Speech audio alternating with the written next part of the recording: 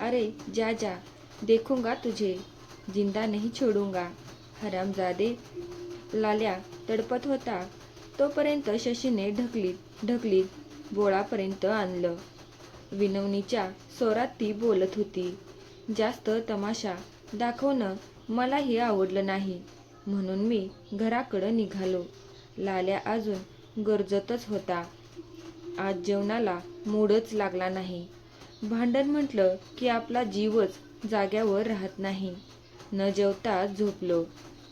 जरा वेळाने दिवाकर लाल्याला समजावून आला. आल्यावर दार ठोठावलं. हाक दिली. शशीनं दार उघडलं. दिवाकर आत आला. मीही उठून बसलो. मग दिवाकरने पाणी मागवलं. शशीने तांब्या भरून आणला. तुला काय वेड लागले का रे कासेकर? वेड नाही तर काय. शशीवर हात टाकायला ती का त्याची बायको वाटली? अरे पण जाऊ द्यायचं. कुठे असल्या माणसांच्या नादी लागतोस? नाही तर काय करील तो? माझं नाव पण कासेकर आहे. मर्डर करीन साल्याचा. हे बघ, तू असा चिडू नकोस. झालं गेलं विसरून जा.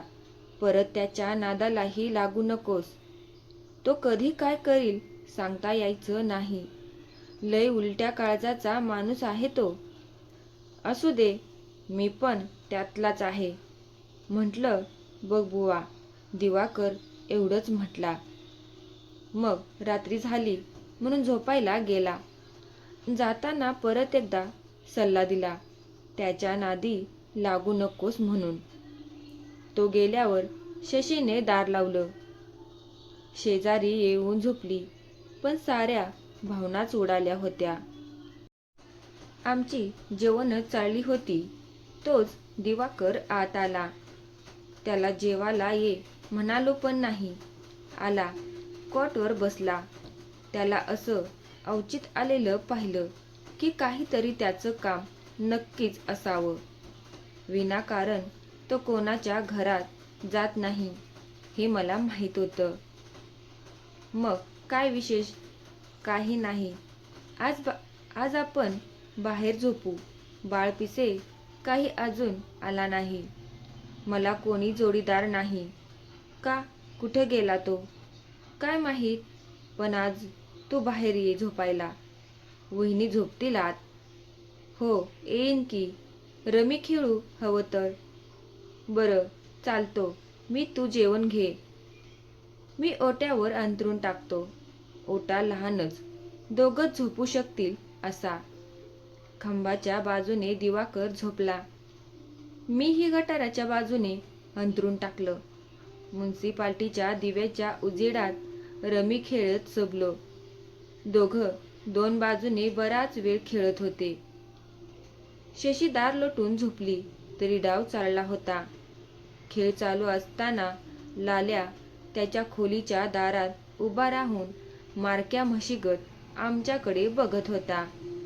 अंधारात त्याचे डोळे घुबडासारखे दिसत होते. दोघांची नजरानजर झाल्यावर तो आत गेला, पण त्याची कुणशी नजर काळजातच घिरट्या घेत राहिली. खेळून कंटाळा आल्यावर आम्ही पसरलो. दिवाकर झोपला. मला मात्र झोप येईना. अंथरुणावर लोळत पडलो. बराच वेळाने बाळपिसे आला. सायकल धड धड करीत बोळातून आमच्या जवळ आला. टनाटना घंटी वाजवली. रात्रीच्या धीरगंभीर वातावरणात घंटीचा आवाज केवढ्यांदा तरी घुमला. मी दचकलोच. काय रे बाळ, इतक्या रात्रीचा? झाला उशीर यार. कुठं गेला होतास? कुलकर्णीची सत्यनारायणची पूजा होती ना, थांबावं लागलं. आम्हाला वाटलं तू येत नाही जणू आज. हे कसं शक्य आहे यार? बाहेर रात काढणं अशक्य आहे. अरे पण मी आज झोपणार कुठं? का? माझ्या जागेवर तुम्ही झोपलात? कासेकर, आज तू का बाहेर आला? जा आत. पळ, वहिनी एकट्याच झोपल्यात. उठ, आत जा. झोपू दे रे यार, उठ. नाही, तू इथं झोपला तर माझी झोपायची पंचायत होईल. त्याच्या आग्रहापुढे मान तुकवावी लागली. ती सायकल ठेवून येईपर्यंत मी उठलो, आत अंथरूण टाकलं. शशी अजूनही जागीच होती. मला आत आलेलं पाहून लाजली. जरा वेळाने बाळपिसेही कपडे घेऊन आला. रोजच्या जागेवर त्याने आपले अंथरूण टाकलं. दिवाकर मात्र गाढ झोपला होता. अंथरूण टाकल्यावर बाळपिसे झोपला. झोपताना मला हाक दिली. मीही त्याला प्रतिसाद दिला आणि शशीच्या कुशीत शिरून झोपलो. बराच वेळाने झोप लागली. पहाटे उठलो.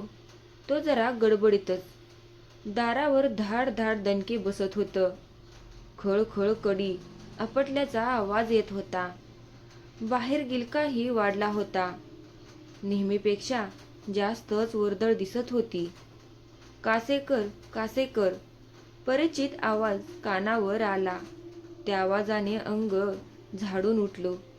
शशीही गडबडली, उठली. खिडकीच्या फटीतून उजेड पाझरताना दिसत होता. म्हणजे उजाडलं असावं. अजूनही दारावर थापच पडत होती. आरडाओरडा येत होता. लुंगी सावरत मी दाराची कडी काढली. धाडकन दार लेपटून सुपेकर माझ्या अंगावरच आला. मी उठलेलं पाहून म्हणाला, झोपलास काय यार?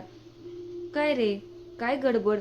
नाही, सगळी दुनिया उलथापालथ होईल, पण तुला पत्ता लागायचा.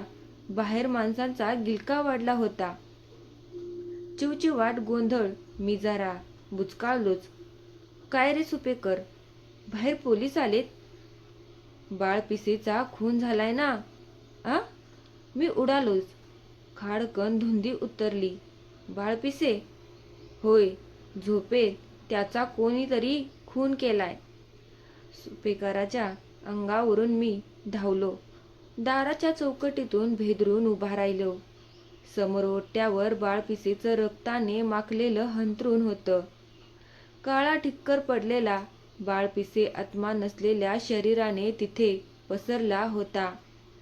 खाली माणसांचा गोंधळ.